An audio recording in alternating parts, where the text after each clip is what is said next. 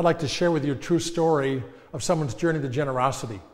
There was a missionary in Hong Kong, and he had a desire to start a Christian camp for young people. And he had an opportunity to buy a resort and conference center that had gone bankrupt. He made an offer. It was a multi-million-dollar property, and the offer was accepted, but then he had to go raise the money. He traveled around the world and talked to wealthy people to see if they would help him with this particular project.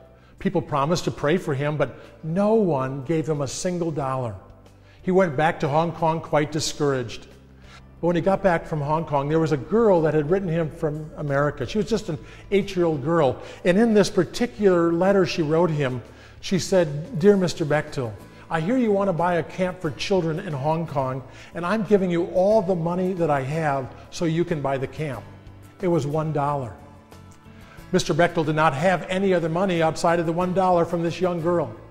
The day came for the closing, and the corporation called him and said, "Do you have all of your money?" And the missionary said, "Well, yes, I do." And he went to the closing, and he took along the girl's letter and the $1. And they said, "Mr. Bechtel, do you have the money? Do you have payment for the camp?" And he handed over to the executives that letter from that little girl and that $1.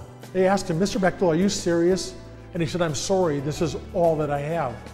They asked him to leave the room, and they began to talk amongst themselves. And when they asked him to come back into the room, they said, "Mr. Bechtel, we received this letter and this dollar as payment in full." And they signed over the ownership of that hotel and conference center to Mr. Bechtel. That camp became Sundao Camp in Hong Kong. I believe now over 1 million people have gone to that camp, and over 100,000 people have received Christ, all because of the generosity of one little girl who gave $1. She gave her all to the Lord Jesus, and He took it and He used it. I pray that this story would be a blessing and an encouragement to you.